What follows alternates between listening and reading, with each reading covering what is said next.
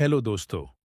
स्वागत है आपका हमारे YouTube चैनल हॉरर का घर में, जहां आपको सुनने को मिलती है भूत प्रेत और पिशाच की डरा देने वाली सच्ची और रोमांचक कहानियां। अगर आपको ऐसी ही कहानियां सुनना पसंद है तो आप हमारे YouTube चैनल को सब्सक्राइब जरूर करें। तो आइए सुनते हैं आज की ये डरा देने वाली रोमांचक कहानी। कहानी को अंत तक जरूर सुनें ताकि आप भी आपके साथ होने वाली ऐसी ही किसी घटना से सावधान रहे और उसका समाधान भी आपको मिल सके। तो आइए सुनते हैं आज की ये कहानी।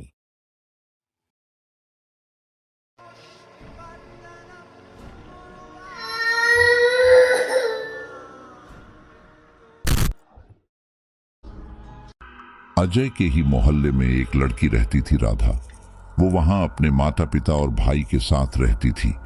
एक ही मोहल्ले का होने के कारण उनमें ठीक ठाक जान पहचान थी। अजय को उनके बारे में इतना ही पता था कि राधा 24-25 साल की थी और वो एक माइल में काम करती थी। उसकी शादी के लिए रिश्ता ढूंढा जा रहा था। वहीं राधा का भाई नवीन अब भी पढ़ रहा था। उसके पिता सरकारी नौकरी करते थे और कुल मिलाकर उनके परिवार की आर्थिक स्थिति अच्छी थी। एक दिन अजय ट्रक लेकर अपने काम पर जा रहा था कि तभी राधा ने उसका ट्रक रोका और कहा, मुझे आपसे कुछ बात करनी है। अजय बोला, हाँ बोलिए। राधा बोली, क्या हम कहीं और चलकर बात कर सकते हैं? मतलब सड़क पर अच्छा नहीं लगेगा। यहाँ आगे चलकर एक रेस्तरां है क्या? हम वहां चलकर बात कर सकते हैं। इस पर अजय ने हामी भर दी और फिर राधा उसके ट्रक में आ बैठी। ट्रक में बैठते ही वहां एकदम शांति छाई रही। ना ही अजय उससे कुछ बोला, ना राधा अजय से।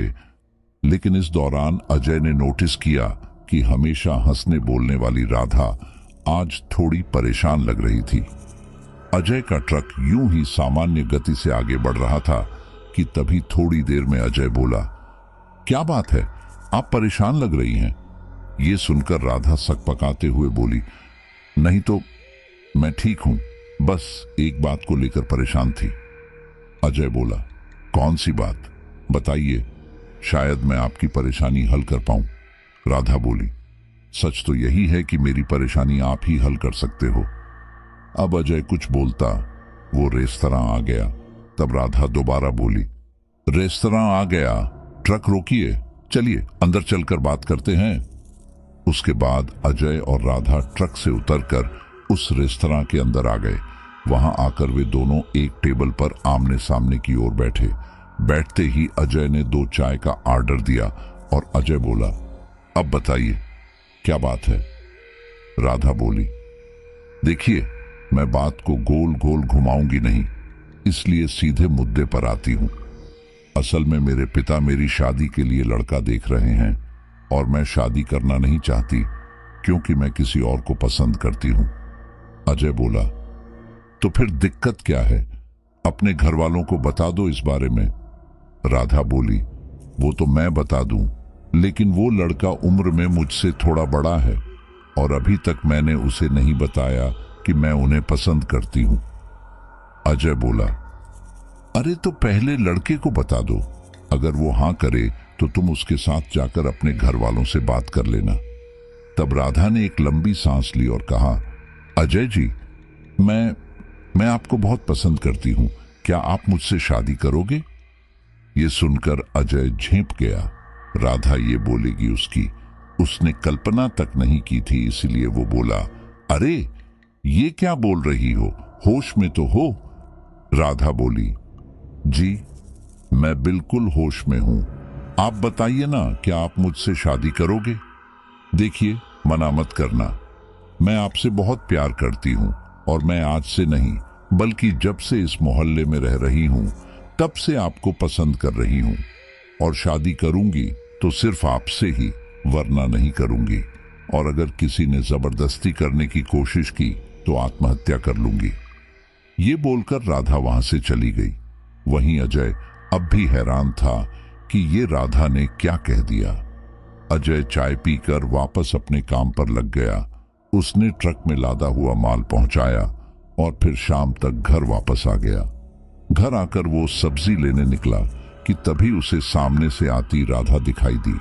उसे देखकर अजय को दोपहर की सारी बातें याद आने लगी कि तभी राधा उसके पास आई और बोली, आप भी सब्जी लेने जा रहे थे? अजय ने संक्षिप्त सा उत्तर दिया, हाँ।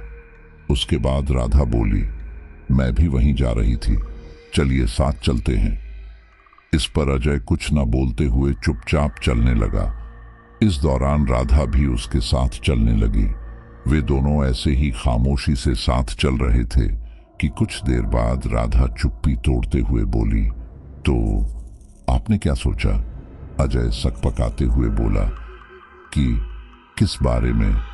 राधा उसे घूरते हुए बोली, ज्यादा बनिए मत, हमारी शादी के बारे में आपने क्या सोचा? अजय बोला, राधा, मुझे समझ नहीं आ रहा इस बारे में कुछ भी। मेरा मतलब, मैं उम्र में भी तुमसे काफी बड़ा हूं और सिर्फ एक मामूली ट्रक ड्राइवर हूं। मैं तुम्हें खुश नहीं रख पाऊंगा। राधा बोली, हमारी उम्र में सिर्फ 5-6 साल का ही फर्क है। और रही बात आपके प्रोफेशन की, तो ट्रक ड्राइवर होना कोई खराब बात तो नहीं है। आप चोरी चकारी तो नहीं करते, मेहनत ईमानदारी से कमाते हैं और आप इतना तो कमा ही लेते हैं कि हम दोनों आराम से रह सकें। और मैं भी तो कमाती हूं। और रही बात खुश रहने की, तो खुश रहने के लिए पैसों की जरूरत नहीं है। मैंने बहुत से ऐसे लोगों को देखा है जिनके पास पैसा तो बहुत होता है, लेकिन उनका जीवन साथी उन्हें बिल्कुल भी समझता नहीं है। अजय मंत्रमुग्ध सा राधा की बात सुन रहा था।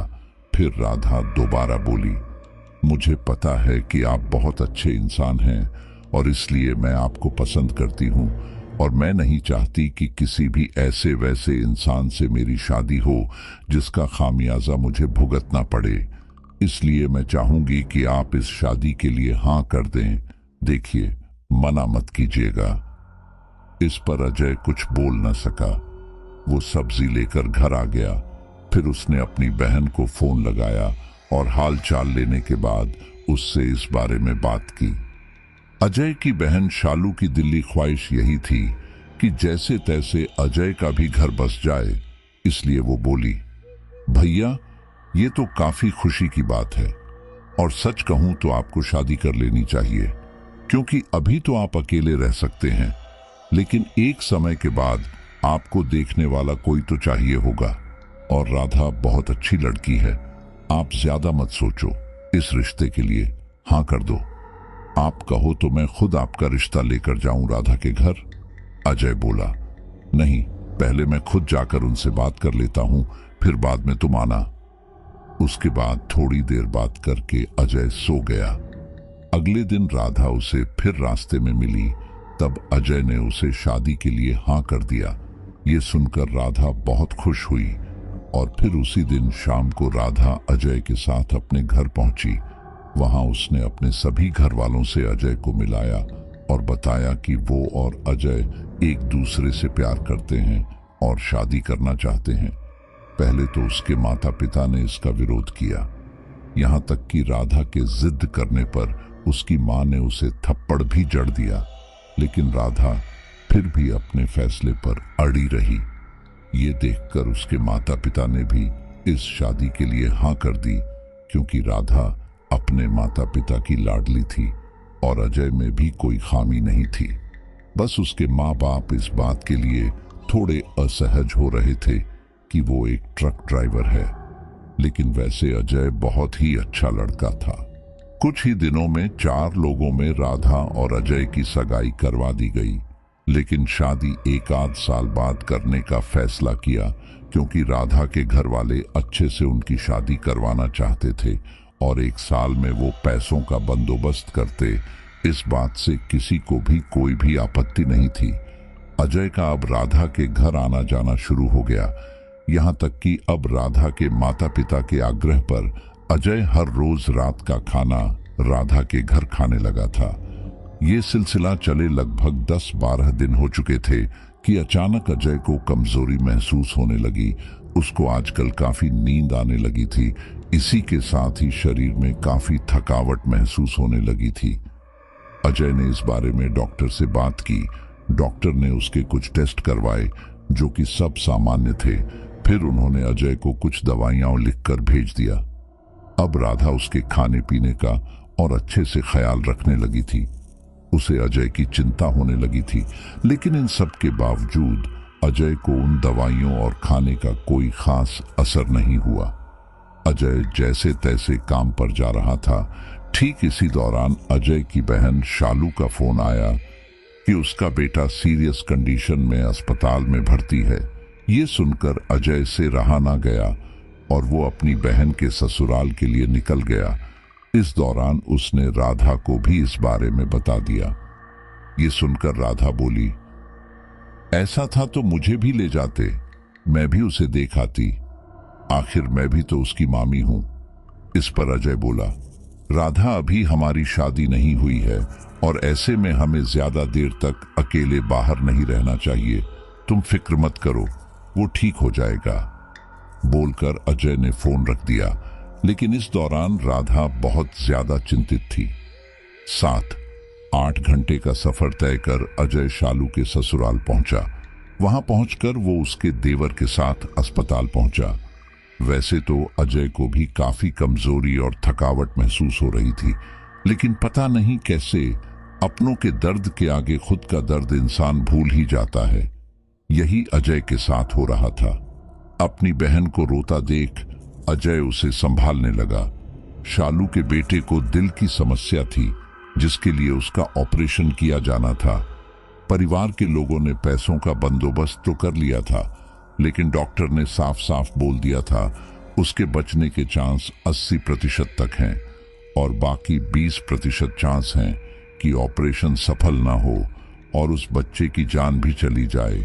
ये सब सोचकर ही शालू का कलेजा फटा जा रहा था। खैर, अगले दिन जैसे तैसे उसका ऑपरेशन किया गया और वो ऑपरेशन सफल भी हुआ, लेकिन अजय ने वापस न जाकर कुछ दिन अपनी बहन के ससुराल में ही रहने का फैसला किया। शालू के ससुराल वाले अच्छे थे और उन्होंने इसके लिए मना नहीं किया, क्योंकि वो समझ सकते थे कि उसे शालू और उसके बेटे की काफी फिक्र हो रही है। अजय लगभग 15-20 दिन अपनी बहन के ससुराल में रहा। वहां उसने अधिकतर समय अपने भांजे के साथ बिताया।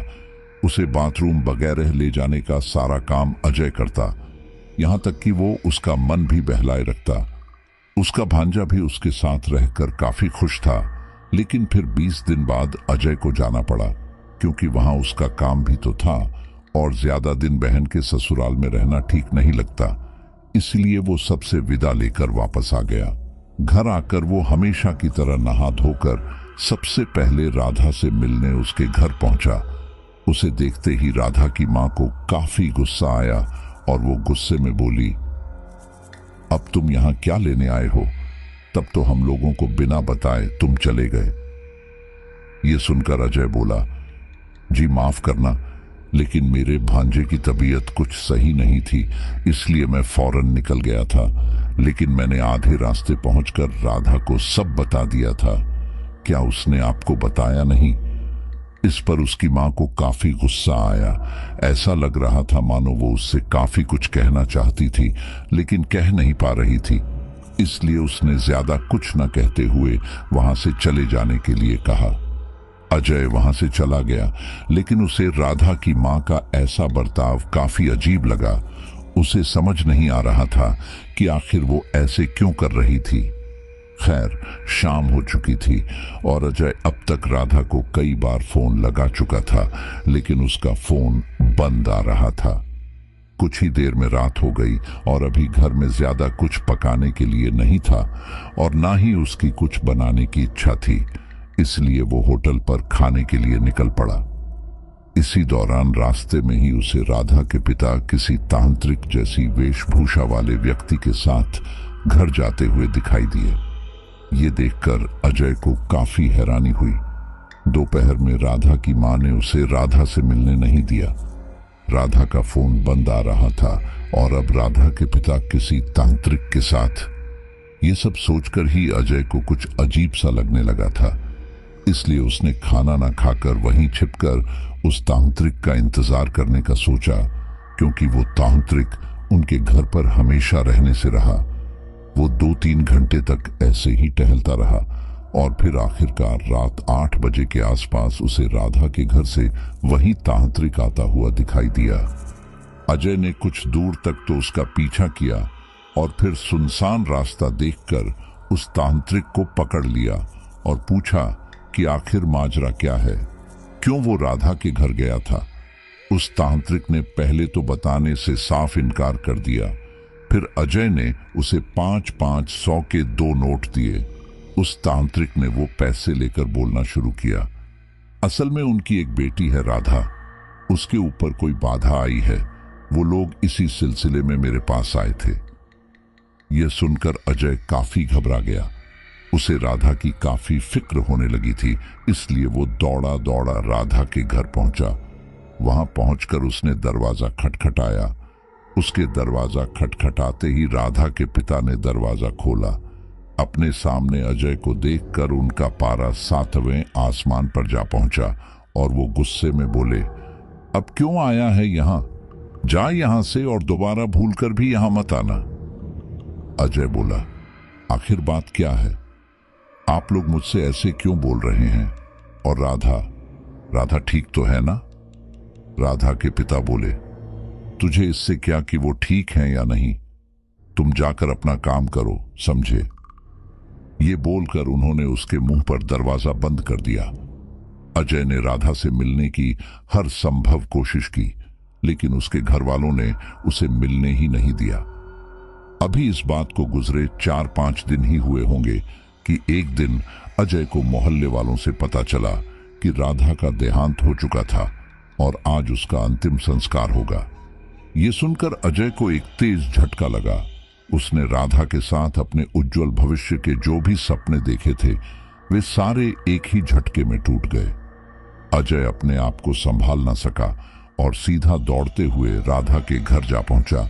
वहां आंगन में बीचों बीच राधा का सफेद कपड़ों में लिपटा शव रखा हुआ था। उसने उस शव के चेहरे पर से चादर हटाई तो पाया कि वह शव राधा का ही था। उसकी आंखों के नीचे काले गड्ढे पड़ चुके थे, चेहरा पूरा मुरझा गया था और चेहरे पर कई जगह नीले निशान भी थे। राधा को इस तरह से देखकर अजय अपने आप को संभाल ना सका और वहीं बेहोश हो गया। जब तक उसे होश आया तब तक राधा का अंतिम संस्कार किया जा चुका था और बेहोशी की ही अवस्था में उसे उसके घर पर छोड़ दिया गया था। राधा की मौत से अजय को गहरा सदमा लगा और वो अपनी सुध बुद्ध खो बैठा। वहीं जब शालू को इस बारे में पता चला तब अपने पति के साथ वहीं आ गई। कुछ दिन तो वे दोनों अजय के साथ ही रहे, लेकिन शालू के पति को काम पर भी जाना था और अजय को ऐसे छोड़कर जाना उन्हें सही नहीं लगा, इसलिए वे दोनों अजय को भी अपने साथ लेकर आ गए। वहीं अजय जो अपनी सुध बुद्ध खो बैठा था, उसे इसका अंदाजा नहीं था कि वो कहाँ जा रहा है। अजय अपनी बहन के साथ ही रहने लगा। उसके ससुराल वाले अजय का अच्छे से ख्याल रख रहे थे, जिसकी वजह से वो कुछ ही दिनों में वापस सामान्य होने लगा था। ऐसा होते ही शालू के पति ने उससे पूछा, क्या बात है भैया, आपको इतना परेशान कभी नहीं देखा। अजय बोला, मुझे लगता है कि राधा की मौत का जिम्मेदार मैं हूं। अगर मैं उस समय वहां होता तो वो शायद आज जिंदा होती। शालू का पति बोला, भैया इसकी कोई गारंटी थोड़ी है। हमने उनके माता पिता से पूछा कि आखिर राधा की मौत कैसे हुई, बट उन्होंने कुछ बताया ही नहीं। ऊपर से हमें गंदी गंदी गालियां दी, वो अलग। ये सुनकर अजय सोच में पड़ गया। उसे याद आया कि कैसे राधा के घर वाले उसके साथ भी ऐसा व्यवहार कर रहे थे और कोई भी कुछ भी बता नहीं रहा, वो अलग। तब शालू बोली, भैया पता नहीं क्यों मुझे वो लोग सही नहीं लगते। जब तक आप वहां थे तब तक तो वो लोग आपकी खूब खातिरदारी कर रहे थे। जैसे ही आप यहां आए उन्होंने आपसे सारे रिश्ते ही खत्म कर लिए। आखिर वो चाहते क्या थे कि आप हमसे हमेशा के लिए रिश्ते तोड़ लें और हमेशा उनके इशारों पर नाचें। छोड़िए उन जैसे मतलबी लोगों को, हम आपके लिए राधा से अच्छी लड़की ढूंढेंगे। ये सुनकर अजय कुछ ना बोला, क्योंकि कहीं ना कहीं शालू सही कह रही थी। खैर, अब अजय पहले से ठीक था, इसलिए उसने सोचा कि ज्यादा दिन तक बहन के ससुराल में रहना ठीक नहीं। अब वे लोग मुंह पर नहीं बोलते, लेकिन पता नहीं मन ही मन क्या सोचते हो। इसलिए उसने एक दिन अपनी बहन और उसके ससुराल वालों से विदा लेकर वापस अपने घर की चल दिया। अपने मोहल्ले में आते ही उसे दोबारा राधा की याद सताने लगी। उसकी आंखें नम होने लगी और वो नम आंखें लिए अपने घर की ओर बढ़ने लगा। अभी वो अपने घर से थोड़ी दूरी पर होगा कि तभी अचानक उसे एक फुसफुसाहट सुनाई दी। अजय अपने ख्यालों में खोया हुआ था, इसलिए उसने उसे इतने ध्यान से नहीं सुना, लेकिन उसने इतना जरूर ध्यान दिया था कि वो फुसफुसाहट किसी लड़की की थी। ये सुनकर अजय हैरान रह गया, लेकिन फिर अगले ही पल इसे अपना वहम मानकर दोबारा घर की ओर बढ़ने लगा। अभी वो कुछ कदम ही चला होगा कि तभी उसे दोबारा वही फुसफुसाहट की आवाज सुनाई दी। इस बार वो फुसफुसाहट की आवाज उसे बिल्कुल साफ सुनाई दी, जो बोल रही थी, अजय। अपना नाम सुनकर अजय चौंक गया और हैरानी से इधर उधर देखने लगा, लेकिन वहां कोई नहीं था। इतने में ही एक आदमी उसके पास आया और उसका हालचाल लेने लगा, क्योंकि अजय काफी समय से यहाँ नहीं था और राधा के जाने के बाद से तो वो काफी परेशान भी था। अजय ने उसे बताया कि अब वो ठीक है, लेकिन राधा के जाने की वजह से थोड़ा परेशान है, लेकिन वो अब किसी तरह से खुद को संभालने की कोशिश कर रहा है। इसी तरह से थोड़ी बहुत बातचीत के बाद वे दोनों अपने अपने घरों की ओर निकल पड़े। इन सब में वो ये बात भूल ही गया था कि उसे अभी किसी की आवाज सुनाई दी थी। अजय ने घर आकर अपने लिए दाल चावल बनाया और खाकर लेट गया। सफर की थकान के कारण उसे जल्दी ही नींद आ गई, लेकिन इसी दौरान उसे एक सपना आया। सपने में उसे राधा दिखाई दी, जो रोते हुए उससे मदद मांग रही थी। अब इससे पहले कि वो कुछ करता, एक सफेद सी आकृति ने राधा को लील लिया। ये देखकर अजय डरकर उठ बैठा। उसे समझ नहीं आ रहा था कि ये अभी उसने क्या देखा। अब तक रात हो चुकी थी और उसी समय उसे शालू का फोन आया। फोन उठाते ही शालू ने उससे उसका हालचाल लिया। तब अजय ने बोल दिया कि वो अब ठीक है, लेकिन उसकी आवाज से शालू समझ चुकी थी कि वो शायद थोड़ा परेशान है। इसलिए शालू ने उसे जोर देकर पूछा कि आखिर क्या बात है। तब अजय बोला, मुझे अभी एक अजीब सा सपना आया जिसमें राधा मुझसे सहायता मांग रही थी, और इससे पहले कि मैं उसके पास आता, किसी सफेद चीज ने उसे निगल लिया। इस पर शालू बोली, भैया, आपके मन में अब भी यही बात बैठी हुई है कि शायद आप अगर राधा के पास होते तो राधा जिंदा होती। बस इसीलिए आपको ये सपना आया, लेकिन सच में ऐसा नहीं है। अब आप बताइए कि क्या राधा का परिवार नहीं था जो ऐसी परिस्थिति में उसकी सहायता कर सके? थे ना? उसके बावजूद उसके साथ ऐसा हुआ। अब देखो भैया, जिसका समय आ गया उसे बचाया नहीं जा सकता। इसीलिए बोल रही हूं कि इसमें आपकी कोई गलती नहीं थी। राधा और आपका साथ शायद यहीं तक था, इसलिए आप अब आगे बढ़ने की कोशिश कीजिए। एक काम करिए, कल से दोबारा काम पर जाइए। घर पर रहोगे तो और इस तरह के ख्याल आएंगे। अजय को ये बात सही लगी और फिर शालू से बात करने के बाद उसने अपने ट्रक के मालिक को फोन कर दोबारा काम पर आने के लिए कहा। अजय काफी अच्छा और भरोसेमंद इंसान था और उसके साथ इन दिनों जो भी हुआ उससे वो वाकिफ था। इसलिए उसने उसे अब तक इतनी छुट्टियां होने के बावजूद काम से नहीं निकाला था। अजय के वापस काम पर आने की बात सुनकर वो मान गया। अगले दिन पहले की ही तरह तैयार होकर अजय काम पर निकल गया। उसके आने से पहले ही ट्रक में माल लाद दिया गया था और अब उसे बस फैक्ट्री तक पहुंचाना था। अजय अपना ट्रक लेकर निकल पड़ा। वो कुछ आगे गया होगा कि तभी अचानक उसे वही फुसफुसाहट दोबारा सुनाई दी, अजय। वो आवाज सुनकर अजय से अपनी ट्रक को ब्रेक लगाया और फिर वो आवाज सुनने की कोशिश करने लगा, लेकिन ट्रक में सिवाय सन्नाटे के और कुछ नहीं था। ये सुनकर अजय ने दोबारा अपना ट्रक स्टार्ट कर दिया। ट्रक अब वापस अपनी रफ्तार से आगे बढ़ रहा था। अजय इन सब को भूलकर आगे बढ़ रहा था कि तभी अचानक उसे सामने ही सड़क के दूसरी ओर एक साया दिखाई दिया। वो साया दूर से राधा जैसा लग रहा था। ट्रक जैसे ही उसके पास आया तो वो साया वहां से गायब हो चुका था। अजय ने वहां ट्रक रोका और फिर आसपास राधा को ढूंढने लगा, लेकिन उसे राधा कहीं न दिखी। उसने राधा को आवाजें भी दी, लेकिन उसे सिर्फ हताशा ही हाथ लगी। थक हार कर अजय वापस अपने ट्रक में जा बैठा। अब ट्रक वापस अपनी रफ्तार से आगे बढ़ रहा था। कुछ आगे आकर उसने एक ढाबे पर ट्रक रोककर वहां चाय पीने बैठ गया।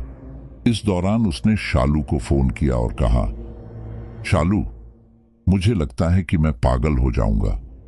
मुझे राधा की आवाजें सुनाई दे रही हैं और अब तो मुझे राधा दिखाई भी देने लगी है। समझ नहीं आ रहा कि क्या करूं। तब शालू बोली, भैया आप चिंता मत करो, सब सही होगा। मैं हूं ना आपके साथ, मैं कल ही आपके पास आ रही हूं। बोलकर शालू ने फोन रख दिया। वहीं अजय ने भी अपनी चाय खत्म की और फिर आगे बढ़ गया। उसे वहीं फुसफुसाहट की आवाजें अब भी आ रही थीं, जिससे अजय काफी परेशान हो चुका था। वो अपने जीवन में आगे बढ़ने की सोच रहा था, लेकिन इन सब की वजह से वो आगे बढ़ ही नहीं पा रहा था। कुछ आगे चलकर उसे दोबारा वही साया सड़क के एक कोने पर खड़ा दिखाई दिया और पास आते ही वो कहीं गायब हो गया। खैर, जैसे तैसे उसने अपना काम पूरा किया और फिर घर आ गया। घर आकर वो खाना खाकर सो गया, लेकिन उसे राधा की मदद के लिए गुहार लगाने वाला सपना दोबारा आया, जिसके कारण वो रात भर ढंग से सो नहीं पाया। अगले दिन अजय इन सपनों की वजह से जल्दी उठ बैठा और फिर वो उठकर घर से बाहर निकल आया। बाहर आकर उसने देखा कि उसके घर के आंगन में खून के कुछ छींटे पड़े हुए थे। ये देखकर अजय हैरान रह गया। उसे समझ नहीं आ रहा था कि आखिर उसके आंगन में किसके खून के छींटे ऐसे पड़े हुए थे। लेकिन फिर उसने सोचा कि हो सकता है कि किसी ने पान थूका होगा और अब ऐसे में घर गंदा रखना सही नहीं होगा। इसलिए उसने एक गीले कपड़े से वो धब्बे साफ किए। सुबह हो चुकी थी, आज शालू आने वाली थी, इसलिए अजय आज काम पर नहीं गया। दोपहर तक शालू भी वहां आ पहुंची। दोनों भाई बहन ने साथ में खाना खाया, बातें की और फिर रात में सो गए। लेकिन रात होते ही अजय को वो सपने दोबारा आने लगे। इसी वजह से वो ठीक से सो न सका। सुबह होते ही शालू पूरे घर में झाड़ू लगाने लगी। इसी दौरान वो घर के मुख्य द्वार तक आई, लेकिन वहां लाल छींटे देखकर उसका माथा ठनका और उसने अजय को बुलाया और कहा, देखो भैया, किसी ने हमारे घर पर खून के छींटे गिराए हैं। अजय बोला, हो सकता है कि किसी ने पान खाकर थूका होगा। ये लाल धब्बे कल भी थे यहाँ पर। ये सुनकर शालू काफी घबरा गई, क्योंकि उसे ये बात इतनी सीधी नहीं लग रही थी। लेकिन फिर अजय ने वो धब्बे साफ किए और फिर दोनों भाई बहन अपने अपने काम में लग गए। शालू मन ही मन इस बात से परेशान थी कि आखिर वो लाल धब्बे यहाँ कैसे आए, क्योंकि उसे वो धब्बे पान की पीक तो बिल्कुल नहीं लगे थे। शालू ने इस गुत्थी को सुलझाने का ठान लिया था, इसलिए उसने रात भर जागने का फैसला किया और जागते हुए उसने खिड़की से नजर रखने का फैसला किया। शालू रात भर जागती रही। इस दौरान उसने ध्यान दिया कि अजय उन सपनों के कारण ढंग से सो नहीं पा रहा और बार बार उठ रहा था। उसे ये बात बहुत अजीब लगी और अब उसे इसमें किसी की साजिश की गंध आने लगी थी। इन्हीं सब के दौरान रात के 3 बज गए और शालू को उसके घर की ओर एक साया बढ़ता हुआ दिखाई दिया। धीरे धीरे वो साया उनके घर के पास आने लगा। ये देखकर शालू ने अजय को उठाया और फिर उसे उस थोड़ी सी खुली खिड़की से बाहर देखने के लिए कहा। उन्होंने देखा कि कोई शख्स चादर ओढ़े उनके घर के मुख्य द्वार के ठीक सामने खड़ा था और फिर उसने चाकू निकालकर कुछ देर बाद अपनी उंगली काट ली। उसकी उंगली में से खून अजय के आंगन में गिरने लगा। ये देखकर अजय और शालू बाहर निकले और उन्होंने उस शख्स को पकड़ लिया। पकड़ते ही अजय उसे पीटते हुए बोला, बता कौन है तू और क्यों मेरे घर के आगे ये सब कर रहा है। लेकिन वो शख्स कुछ ना बोला। वो बस जैसे तैसे उसके चंगुल से छूटने की कोशिश कर रहा था कि तभी शालू ने उसकी चादर खींची। चादर खींचते ही वे दोनों हैरान रह गए, क्योंकि वह शख्स और कोई नहीं बल्कि राधा के पिता थे। अब इससे पहले कि वे दोनों कुछ समझ पाते, राधा के पिता वहां से भाग निकले। अगले दिन शालू गुस्से में राधा के घर पहुंची और चिल्लाते हुए बोली, आखिर आप लोगों को मेरे भाई से क्या दिक्कत है? क्यों उनके घर के सामने ये सब कर रहे हो? ये सब सुनकर राधा की मां उल्टा शालू पर ही भड़कते हुए बोली, तुम लोगों की वजह से हमारी बेटी की मौत हो गई और अब हम तुम्हें इतनी आसानी से तो छोड़ने से रहे। ये बोलकर उन्होंने शालू को धक्के मारकर अपने घर से निकाल दिया। अब शालू समझ चुकी थी कि बेटी के मौत के गम में इनके ऊपर गहरा असर पड़ा है और अब वो अजय को नुकसान पहुंचा सकते हैं। इसलिए शालू ने सारी बात अजय को बताई और उससे कहा कि वो उसके साथ उसके ससुराल चले। इस पर अजय बोला, बहन के घर ज्यादा रहना सही नहीं है। इस पर शालू बोली, ठीक है, मेरे घर मत रहिए, मेरे पड़ोस में किसी के घर किराएदार की तरह रहिए, लेकिन यहां मत रहिए, ये जगह ठीक नहीं है। राधा के घर वाले पागल हो चुके हैं और वो आपको नुकसान पहुंचाने के लिए किसी भी हद तक जा सकते हैं। शालू की बात ने अजय को सोचने पर मजबूर कर दिया और फिर उसने अपने मालिक से फोन पर कहा कि वो दिल्ली में शिफ्ट होना चाहता है और उनके वहां भी कुछ ट्रक हैं, तो अगर उसे वहां काम मिल जाता तो अच्छा रहता। उसके मालिक ने उसकी बात मान ली और फिर उसे उसके दिल्ली वाले ट्रक में से एक पर लगवा दिया। अगले दिन अजय अपना सारा जरूरी सामान लेकर अपनी बहन के साथ आ गया। वहां एक आध दिन तो वो उसके ससुराल में रहा और फिर बाद में एक कमरा लेकर वहां रहने लगा। लेकिन यहाँ पर भी उसे इस तरह का राधा के होने का आभास होता ही रहा। लेकिन अजय ने ये बात शालू को नहीं बताई। लेकिन एक दिन शालू का पति शाम को अजय के पास आया। वे दोनों वहां साथ में बैठकर शराब पीने लगे। शराब के नशे में अजय ने उसे सब कुछ बता दिया कि कैसे उसे राधा की आवाज आती है। कभी कभी तो उसे वो दिखाई भी देती है, यहाँ तक कि उसे उसके घर में एक साया भी कभी कभी दिखाई देता है। शालू के पति को उस समय ज्यादा नशा नहीं हुआ था, इसलिए उसने वो सारी बात घर आकर अपने घर वालों को बता दी। ये सब सुनकर शालू घबरा गई। तब उसकी सास ने उसे कहा, यहाँ एक भक्त है, हम उससे बोलकर अजय की बाधा उतरवाकर एक ताबीज बांध देंगे, फिर राधा की आत्मा उसे परेशान नहीं कर पाएगी। ये सुनकर शालू थोड़ी शांत हुई। अगले दिन शाम को शालू के ससुर अजय को अपने साथ ले गए। वे उसे लेकर एक भगत के पास आए।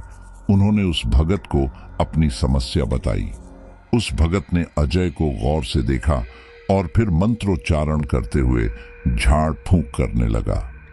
कुछ देर ये करने के बाद उन्होंने अजय के माथे पर विभूति लगाई और फिर थोड़ी विभूति अलग से उसे कागज में लपेट कर दी और कहा, ताबीज बनने में समय लगेगा, इसलिए तब तक ये विभूति थोड़ा थोड़ा पानी में घोलकर दिन में एक बार पी लेना।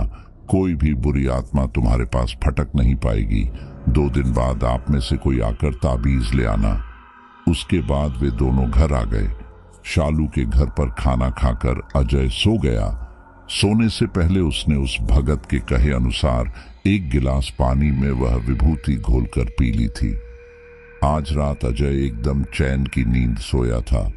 उसे राधा के वो डरावने सपने आज परेशान नहीं कर रहे थे।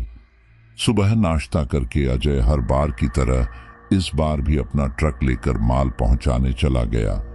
उसे ना तो वो फुसफुसाहट की आवाजें सुनाई दे रही थी और ना ही उसे राधा का साया दिखाई दिया। इससे अजय काफी सतबद्ध था, क्योंकि जब से वो उस भगत के पास से आया था उसका जीवन पहले की तरह सामान्य हो गया था। उस रात भी अजय चैन से सोया और ये सिलसिला चलता रहा। 2 दिन बाद शालू के ससुर ने एक ताबीज लाकर अजय को बांध दिया और कहा, उन्होंने कहा है कि जब तक ये ताबीज तुम्हारे पास है तुम सुरक्षित रहोगे, लेकिन याद रखना इसके साथ तुम्हें सिगरेट, शराब और मांसाहारी भोजन का सेवन नहीं करना। अजय को ये सब आदतें नहीं थी, वो तो बस कभी कभार शालू के पति के साथ पी लिया करता था, इसलिए उसे इसमें कोई परेशानी नहीं हुई। अब वो ताबीज धारण कर अजय पहले की तरह ही एकदम सामान्य था, लेकिन उसे रह रहकर राधा की भी याद सताती रहती थी। उसकी जिंदगी ऐसे ही चल रही थी। इस दौरान शालू ने बहुत कोशिश की कि अजय शादी के लिए मान जाए, लेकिन उसने राधा के अलावा और किसी को अपनी जीवन संगिनी बनाने से मना कर दिया।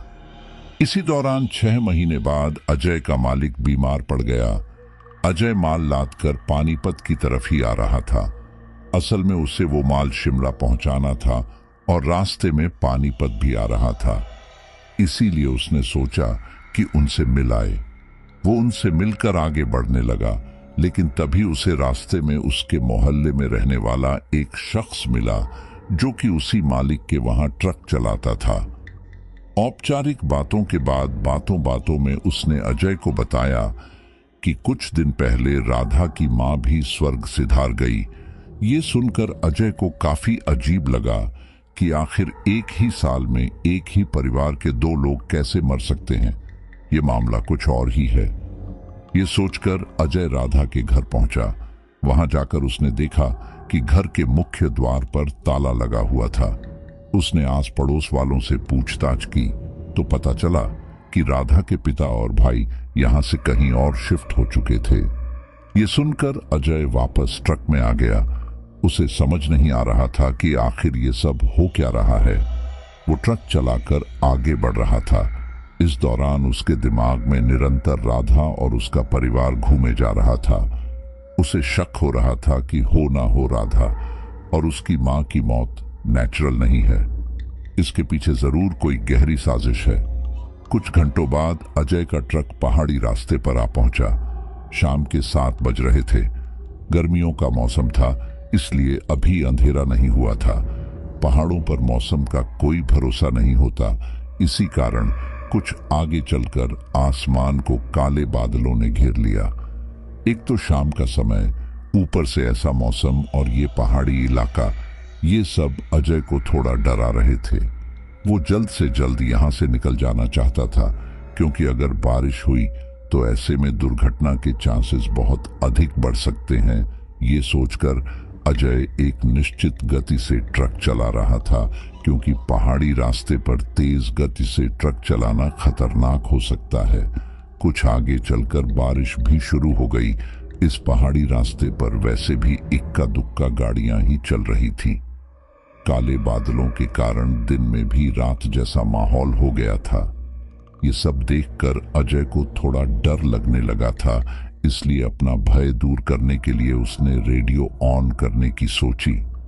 लेकिन ये क्या, वो रेडियो चला ही नहीं। अजय ने दोबारा उसे चलाने की कोशिश की, लेकिन वो रेडियो अब भी नहीं चला। शायद वो रेडियो खराब हो गया था।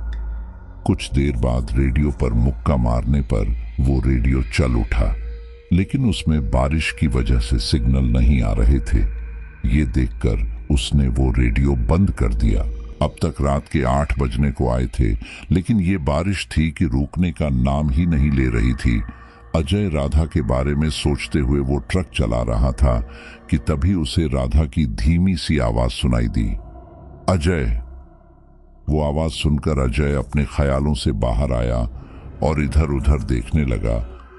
ठीक इसी दौरान उसे दोबारा वही आवाज दोबारा सुनाई दी, अजय। वो आवाज सुनकर अजय एकदम हैरान रह गया, क्योंकि उसने तो ताबीज पहना हुआ था, तो उसे ये सब कैसे सुनाई दे सकता है। ये सोचकर उसका हाथ अपने गले में हमेशा पहनने वाले ताबीज पर गया। उसने देखा कि वहां कोई ताबीज नहीं था। ये देखकर वो काफी घबरा गया और उसने यहां वहां देखा कि आखिर वो ताबीज गया कहां। ठीक इसी दौरान उसे राधा की दोबारा आवाज सुनाई दी, अजय। वो आवाज सुनकर अजय काफी घबरा गया, क्योंकि इस बार उस आवाज से साथ उसे उस परफ्यूम की खुशबू भी आई जो कि राधा अक्सर इस्तेमाल करती थी। अब इससे पहले कि वो कुछ समझ पाता, उस ट्रक में उस परफ्यूम की तेज गंध फैल गई। ऐसा होते ही अजय को खांसी होने लगी, इसलिए उसने तेजी से ट्रक के कांच नीचे किए ताकि वो गंध बाहर जाए।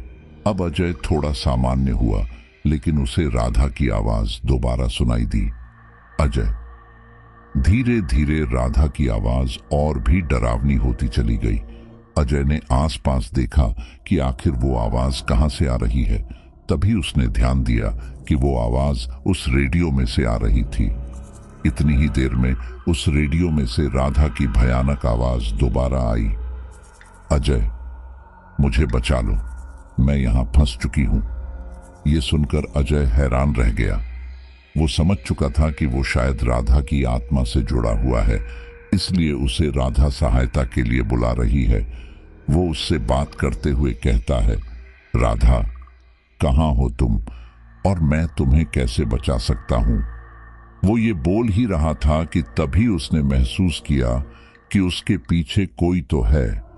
ये महसूस कर वो फौरन पीछे की ओर मुड़ा और पाया कि पीछे की सीट पर कोई युवती बैठी हुई थी।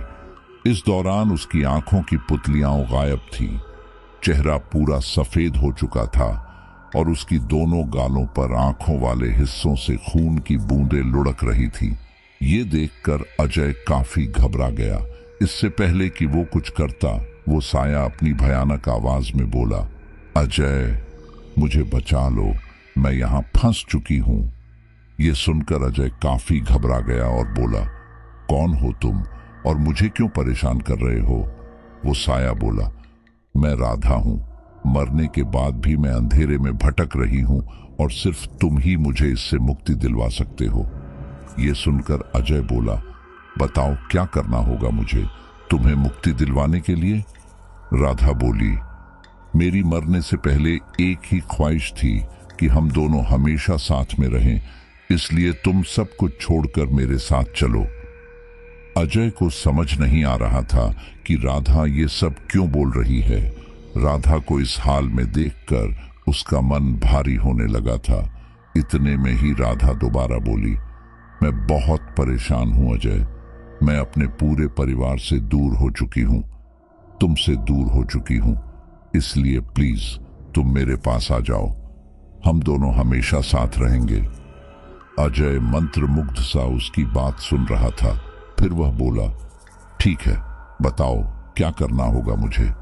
ये सुनकर राधा के चेहरे पर एक चौड़ी मुस्कान आ गई और वो बोली, तुम अभी के अभी इस ट्रक समेत इस पहाड़ी के नीचे कूद जाओ। अजय ने अपने ट्रक की रफ्तार बढ़ा दी। वो सीधे पहाड़ी के छोर पर ट्रक को ले जाने लगा, क्योंकि वो राधा से बहुत प्यार करता था और उसके बिना उसे उसका जीवन व्यर्थ लग रहा था। वो रफ्तार बढ़ाकर पहाड़ी के छोर तक जा ही रहा था कि तभी उसका मोबाइल बजने लगा। उसने जब देखा तो पाया कि ये फोन उसकी बहन शालू का था। उसे शालू का ख्याल आ गया और उसने ट्रक रोक दिया। ये देखकर राधा बोली, क्या हुआ, रुक क्यों गए? तब अजय हिम्मत करके बोला, मुझे तुम्हारे साथ नहीं जाना, तुम चली जाओ यहां से। ये सुनकर राधा को बहुत गुस्सा आया और वह अपनी भयानक आवाज में बोली, तुम्हें मेरे साथ चलना ही होगा, या तो अपनी मर्जी से या तो मेरी मर्जी से। उसके ऐसा बोलते ही राधा वहां से गायब हो गई और फिर अजय तेजी से आगे बढ़ने लगा। वह अब भी कुछ आगे ही गया होगा कि उस ट्रक के शीशे पर एक भयानक आकृति उभरने लगी। ध्यान से देखने पर उसने पाया कि वह आकृति राधा की थी। उसके ट्रक के आगे का पूरा शीशा राधा की आकृति से सफेद हो चुका था। अजय को कुछ भी सामने का दिखाई नहीं दे रहा था। उसने अपने ट्रक की गति कम की ताकि उसका ट्रक किसी दुर्घटना का शिकार ना हो जाए। अजय ऐसे ही आगे बढ़ रहा था कि तभी उसके ट्रक का इंजन अजीब तरह की आवाज निकलने लगा। यह सुनकर अजय काफी घबरा गया। उसे समझ नहीं आ रहा था कि यह सब उसके साथ क्या हो रहा है। इतनी ही देर में अजय को ऐसा महसूस हुआ कि राधा उसके ठीक पीछे ही है और वह उससे कुछ बोलने वाली है। अगले ही पल उसे राधा की भयानक आवाज सुनाई दी, तुम्हें मेरे साथ चलना ही होगा, समझे? यह सुनकर अजय काफी घबरा गया कि तभी उसे याद आया कि उसके ट्रक में बजरंगबली की एक प्रतिमा थी। उसने वह प्रतिमा निकाली। उसके ऐसा करते ही वह साया वहां से गायब हो गया और ट्रक के सामने के शीशे पर बना वह राधा का साया भी गायब हो गया। ट्रक में से आने वाली है वह आवाज भी आनी अब बंद हो चुकी थी। ट्रक के अंदर अब सब कुछ सामान्य था सिवाय अजय के। अजय अब काफी घबराया हुआ था। वह जैसे तैसे यहां से निकलना चाहता था, लेकिन बारिश ने उसकी मुश्किलें बढ़ा दी थीं। अजय ने अपनी ट्रक की रफ्तार बढ़ा दी। वो भगवान का नाम लेते हुए निरंतर आगे बढ़ रहा था। कुछ देर बाद शालू का फोन उसे दोबारा आया, लेकिन तेज रफ्तार में ट्रक चलाने के कारण उसने वो फोन नहीं उठाया। लगभग 1 घंटे बाद वो शहर की सीमा में आ गया। वहां आकर उसने राहत की सांस ली और फिर ट्रक रोककर शालू को फोन लगाया। फोन उठाते ही शालू बोली, भैया आप फोन क्यों नहीं उठा रहे थे? मुझे बहुत घबराहट हो रही थी। अजय बोला, मुझे माफ कर देना शालू, लेकिन मैं बहुत बड़ी मुसीबत में फंस गया था। उससे कैसे बाहर निकला हूं ये मैं ही जानता हूं। शालू बोली, मैं समझ रही हूं भैया, क्योंकि आपके मालिक का मुझे फोन आया था। शायद आपका फोन उस समय लग नहीं रहा होगा। आपका ताबीज आपके मालिक के घर पर गिर गया था, उन्हें मिल गया। उस ताबीज के बिना वो राधा आपको नुकसान पहुंचा सकती है, इसलिए वहां से जल्दी निकलिए। अजय बोला, मैं बस थोड़ी देर तक फैक्ट्री पहुंच जाऊंगा। वहां माल उतारकर रात भर वहीं रुककर अगले दिन निकल जाऊंगा। ये सुनकर शालू के पति ने उससे फोन लिया और कहा, भैया आज रात आप वहीं रुकिए, मैं बस पकड़कर वहीं आ रहा हूं। मैं आपको पहाड़ी रास्ते पर ऐसे अकेले नहीं छोड़ सकता, जबकि आपके ऊपर इतना बड़ा खतरा हो। ये सुनकर अजय ने उसे समझाने की बहुत कोशिश की कि वो अच्छे से पहुंच जाएगा, लेकिन शालू के पति ने उनकी एक ना सुनी और रवाना हो गया। ये सुनकर अजय मन ही मन मुस्कुराने लगा और अपने में ही बुदबुदाने लगा कि एक मेरी बहन है और जीजा है जो मेरे लिए इतना कर रहे हैं, और एक तरफ राधा है जो सिर्फ अपने स्वार्थ के लिए मेरी जान लेना चाहती है। अब चाहे जो हो जाए, मैं इस राधा से छुटकारा पाकर ही रहूंगा। अब मैं अपनी बहन और उसके परिवार को अपनी तरफ से ज्यादा परेशान नहीं करूंगा। और फिर अजय माल पहुंचाने निकल पड़ा। फैक्ट्री में माल पहुंचाकर उसे वहीं रात में ठहरने की जगह दे दी गई। बाहर ढाबे पर खाना खाकर वो अंदर ही सो गया। इस दौरान उसे बार बार किसी की आवाज आती, जो कि अजय को पता था कि राधा थी। रात में नींद में भी उसे राधा का सपना आया, जिसमें वह रोते हुए अजय से मदद की गुहार लगा रही थी। अगले दिन सुबह सुबह शालू का पति नीरज वहीं आ गया। फिर वे दोनों वापस आगे की ओर बढ़ गए। पानीपत आकर अजय ने अपने मालिक के पास से ताबीज लिया और पहन लिया। फिर वे लोग आगे बढ़ गए, लेकिन इस दौरान शालू के पति ने पाया कि अजय गाड़ी हाईवे पर न ले जाकर शहर में अंदर की ओर ले जा रहा है। ये देखकर नीरज ने पूछा, आप यह शहर के अंदर ट्रक क्यों ले जा रहे हैं? अजय बोला, बस एक छोटा सा काम है। और फिर उस ट्रक में एकदम शांति पसर गई। दोनों में से कोई कुछ ना बोला। लगभग 15-20 मिनट बाद उनका ट्रक उसी मोहल्ले में आकर रुका जिसमें अजय पहले रहा करता था। वहां जाकर अजय ने आस पड़ोस से पूछताछ की कि आखिर राधा के परिवार वाले कहां गए। फिर उन्हें किसी औरत से पता चला कि राधा के पिता और भाई कहीं और कमरा लेकर रह रहे हैं। वह लोग अपना यह घर बेचना चाहते हैं, लेकिन उन्हें कोई खरीदार नहीं मिल रहा, इसलिए वह लोग सिर्फ अपना जरूरी सामान लेकर कहीं और शिफ्ट हो गए। यह सुनकर अजय की आंखें चमक उठी, क्योंकि वह इस घर में जाकर देखना चाहता था कि आखिर ऐसा क्या हुआ था यहाँ। अपने जीजा की मदद से अजय चोरी छुपे उस घर के अंदर घुसा। अंदर जाकर उसने देखा कि घर पर काफी सामान ऐसा ही रखा हुआ है जैसा पहले था। यह देखकर वह सारा सामान चेक करने लगा। इसी दौरान उसकी नजर राधा के कमरे पर पड़ी। वह बिना अधिक समय गंवाए उस कमरे के अंदर बढ़ गया। वहां जाकर उसने देखा कि उस पूरे कमरे में बाकी कमरे की तरह धूल की एक मोटी परत जम गई थी, जिससे यह साफ जाहिर था कि कोई भी काफी दिनों से इस कमरे में दाखिल नहीं हुआ। अजय पूरे कमरे में घूम घूम कर देख रहा था कि तभी उसकी नजर राधा की अलमारी पर पड़ी, जो कि खुली हुई थी। उसने वह अलमारी खोली तो पाया कि वहां राधा के कपड़े अभी भी रखे हुए थे। अजय ने बिना समय गंवाए वह अलमारी अच्छे से खंगालनी शुरू की। इसी दौरान उसे उन कपड़ों के अंदर एक डायरी मिली। अजय ने वह डायरी खोली।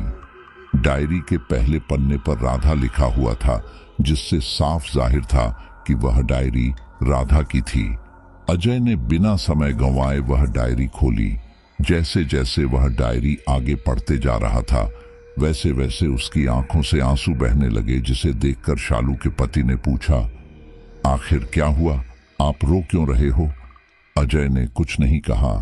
वह बस सीधा उस घर से बाहर निकल गया। उसके पीछे पीछे शालू का पति भी आ गया और फिर वह दोनों ट्रक में बैठकर आगे बढ़ गए। घर आकर सबने उससे पूछा कि आखिर क्या हुआ, और फिर जो अजय ने बताया उसे सुनकर किसी को भी यकीन नहीं हुआ। अजय ने उस डायरी में लिखी सारी बात बताई जो कि राधा ने लिखी थी। उसमें राधा ने लिखा था, मैं आज बहुत खुश हूं। आज मेरे साथ काम करने वाले करण ने मुझे प्रपोज किया है और मैंने उसे हाँ कर दी, क्योंकि मैं भी उसे पसंद करती हूं। मैंने यह बात अपने घर वालों को बताई। उन्हें यह सुनकर खुशी हुई, लेकिन अगले ही पल वे सारे काफी घबरा गए और उन्होंने मुझे फिलहाल के लिए इस बारे में बात करने से मना कर दिया। मैंने उनसे काफी जोर देकर पूछा, तब उन्होंने बताया कि मेरी कुंडली में एक दोष है। इसके हिसाब से मेरी जिससे भी शादी होगी वह 1 साल के अंदर ही स्वर्ग सिधार जाएगा। यह सुनकर मैं काफी घबरा गई। मैं इन सब में नहीं मानती, लेकिन अपने को खोने के डर से मैं मानने लगी। मेरे पिता ने कुछ अन्य पंडितों को मेरी कुंडली दोबारा दिखाई, लेकिन उन्होंने भी यही सेम बात बोली। मेरी समझ में नहीं आ रहा था कि क्या करें, लेकिन फिर तभी मेरे दिमाग में एक आइडिया कि अगर मेरी शादी या सगाई करने से पहले किसी और शख्स से हो जाए और फिर वह मर जाए तो मेरा यह दोष सदा सदा के लिए चल जाएगा और फिर मैं एक अच्छी जगह पर शादी कर लूंगी। तो इसके लिए हम ऐसे शख्स की तलाश करने लगे जिसके आगे पीछे कोई ना हो। कई दिनों बाद मेरी तलाश पूरी हुई। मैंने देखा कि हमारे मोहल्ले में एक आदमी रहता है। उसका नाम अजय है। उसके आगे पीछे कोई नहीं है। बस एक बहन है जो शादी करके अपने पति के साथ दूसरे शहर में रह रही है। मेरे काम के लिए वो एकदम सही था, क्योंकि उसका चाल चलन भी सही है, इसलिए वह मेरे लिए खतरा नहीं बनेगा। मैंने अपने माता पिता से इस बारे में बात की। वह दोनों तुरंत ही राजी हो गए, क्योंकि उन्हें किसी की जान से ज्यादा अपनी बेटी की खुशियों की ज्यादा फिक्र थी। मैंने मौका देखकर अपनी चाल चली और इसमें मेरे घर वालों ने भी मेरा पूरा साथ दिया। पहले तो उन्होंने यह नाटक किया कि वह लोग मेरी और अजय की शादी के खिलाफ है, लेकिन फिर मान भी गए। 4 लोगों में हमारी सगाई करवा दी गई, लेकिन जब सगाई के 1 महीने बाद भी अजय को कुछ नहीं हुआ तो हम सब ने मिलकर एक चाल चली। हमने सोचा कि क्यों ना अजय को खुद ही रास्ते से हटा दिया जाए। इसके लिए हम उसके खाने में एक धीमा जहर डालकर उसे खिलाते रहे, ताकि उसकी कुछ ही दिनों में मौत हो जाए और किसी को हम पर शक भी ना हो। हमने उसे आधी दवाई लगभग दे दी थी, लेकिन उससे पहले ही हम पूरी दवाई उसे देते, उसकी बहन का उसे फोन आ गया और वह उसके ससुराल चला गया। वहां कई दिन वह रहा। इस वजह से स्नोपाइनाइजन ने उस पर असर करना बंद कर दिया। अब हमें दोबारा शुरू से वह दवाई देनी पड़ती, लेकिन इससे पहले ही मुझे कुछ अजीब सा महसूस होने लगा है, जैसे कि कोई मुझ पर नजर रखे हुए हैं। लेकिन कौन, ये मैं नहीं जानती। कुछ ही समय में मुझे कमजोरी महसूस होने लगी। मेरा बर्ताव भी बदलने लगा था और सच कहूं तो मुझे लग नहीं रहा कि मैं ज्यादा दिन बचूंगी, क्योंकि मेरे सपने में एक बूढ़ी औरत लगातार आ रही है। वो काफी गुस्से में थी, क्योंकि हमने अजय के साथ ऐसा करने की जो कोशिश की थी। मैंने उनसे माफी मांगी, लेकिन उन्होंने मुझे माफ नहीं किया। उनसे पूछने पर उन्होंने बताया कि वे अजय की मां हैं और उनके रहते कोई भी अजय को नुकसान नहीं पहुंचा सकता। वो डायरी बस इतनी ही लिखी हुई थी। ये सब पढ़कर शालू गुस्से में बोली, ये राधा और उसके परिवार वाले कितने घटिया लोग हैं सच में। अपनी बेटी की खुशी के लिए मेरे भाई की जान लेना चाहते थे। मैं तो बोलती हूं कि अच्छा ही हुआ इनके साथ।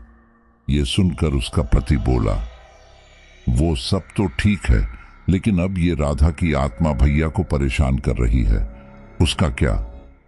नीरज के पिता बोले, उसका समाधान